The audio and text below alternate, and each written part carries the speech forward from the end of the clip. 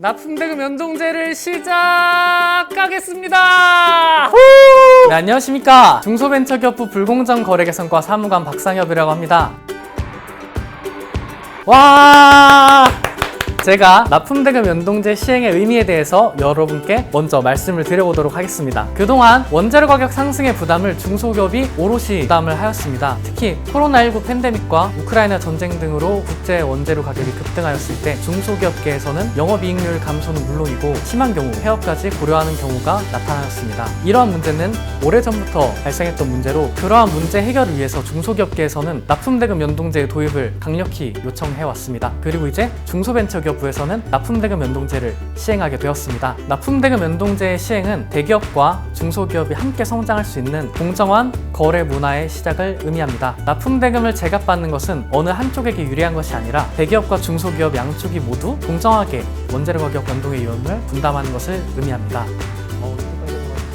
자, 이제 납품대금 연동제가 무엇인지 납품대금 연동제의 개념에 대해서 설명을 드리도록 하겠습니다. 납품대금 연동제는 원재료 가격 변동에 맞춰서 납품대금도 조정하도록 하는 것입니다. 앞으로 주요 원재료가 있는 수탁-위탁 거래에서 위탁기업은 납품대금 연동에 관한 사항을 적은 약정서를 수탁기업에게 발급을 해야 합니다. 주요 원재료란 그 비용이 납품대금의 10% 이상을 차지하는 원재료를 의미합니다. 이때 원재료는 최종재의 일부분을 구성하는 천연재료, 화합물, 가공물, 그리고 중간재까지 모두 포괄하는 개념입니다. 수탁-위탁 거래는 위탁기업이 다른 중소기업에게 구체적인 사양을 정하여 제조, 공사, 가공, 수리, 용역 등을 위탁하는 행위를 말합니다. 따라서 위탁기업이 구체적인 사양을 정하지 않은 시중에 기성품을 구입하거나 또는 MRO 업체로부터 일반적인 상품을 납품받는 경우, 그리고 수탁기업이 원재료 판매처에서 별다른 가공 없이 그대로 위탁기업에게 납품하는 경우, 이런 경우 등에는 수위탁 거래에 해당하지 않을 가능성이 높습니다. 아마 그런 생각을 하시는 분들도 계실 것 같아요. 대체 납품대금 연동제가 뭐길래, 우리한테 어떤 장점이 있길래 이걸 우리가 해야 하냐 라고 물어보실 분들이 계실 수도 있는데요. 그러한 납품대금 연동제의 효과를 확인하기 위해서 중소벤처기업부는 납품대금 연동제의 시범 운영을 시행하였고요. 총 389개사와 함께 납품대금 연동제의 효과에 대해서 확인할 수 있었습니다. 그 결과 납품대금 연동제는 위탁기업과 수탁기업 모두에게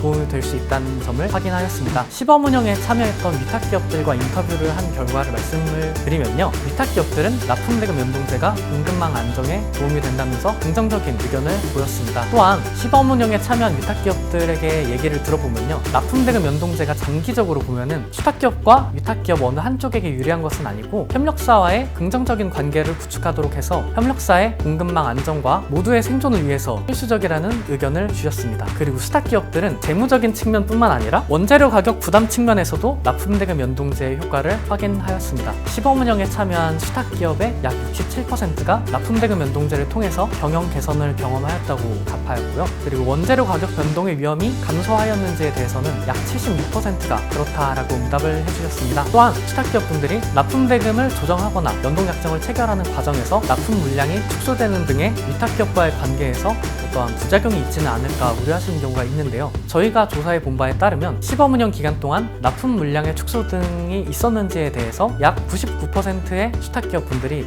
그렇지 않다고 응답을 해주셨습니다. 그러니까 걱정 안 하셔도 됩니다.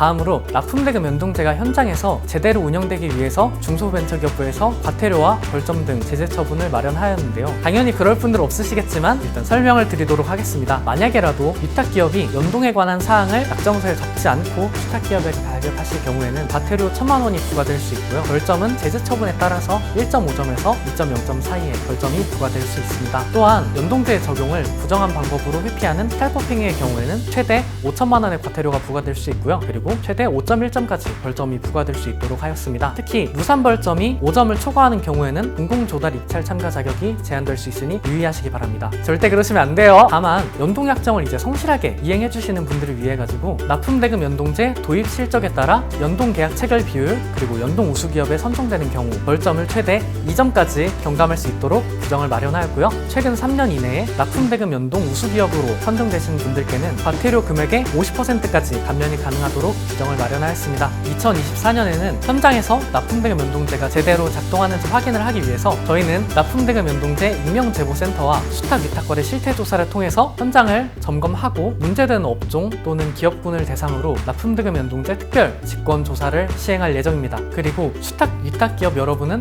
수탁 위탁 거래 종합 포털을 통해서 납품대금 연동과 관련된 분쟁 조정을 신청할 수 있고요. 그리고 익명으로 불공정 거래 행위를 제보하실 수 있습니다. 익명 제보센터의 경우 제보자가 인적사항을 입력하지 않아도 되고요. 그리고 IP 주소도 수집되지 않아 익명성이 보장되도록 하였습니다. 다음으로 중소벤처기업부에서는 연동제를 몰라서 위반하는 사례를 최소화하기 위해서 각종 정보를 제공을 하고 있습니다. 납품대금 연동제 누리집을 통해서 표준 연동계약서 가이드북 그리고 자주 묻는 질문에 대한 답변 등 자료를 제공을 하고 있고요. 누리집의 소통상담 페이지에서 온라인 상담도 가능합니다. 그리고 오프라인 상담이 필요하신 경우에는 각 지방 중소벤처기업청에 문의를 해주시면 됩니다. 또한 중소기업 통합콜센터 1357에서 기업 간 불공정 거래 신고 관련 문의를 통해서 유선 문의도 가능합니다. 다음으로 중소벤처기업부는 연동지원본부를 지정을 해서 주요 원재료에 대한 정보 그리고 물가지수에 대한 정보를 제공을 하고 있고요. 개별 기업을 대상으로 교육 및 컨설팅을 진행하고 있습니다. 또한 최근에 수탁기업분들이 위탁기업분들에게 원가 정보를 제공하거나 그런 부분에 대해서 부담을 느끼시는 경우가 있는데요. 이러한 경우를 해소하기 위해서 원가 확인 컨설팅 사업을 진행하고 있습니다. 원가 확인 컨설팅 사업은 수탁기업분들이 제3의 전문기관에게 원가 정보를 제공하고 전문기관들이 주요 원재료 여부를 판단을 하고 그리고 연동약정을 어떻게 체결하면 좋을지에 대한 컨설팅을 수행하도록 하는 것입니다. 해당 사업은 연동지원본부인 대중소기업 농업협력재단으로 문의해 주시면 됩니다. 대한민국 중소기업 그리고 대기업 관계자 여러분, 납품대금 연동제가 이제 막 시행돼서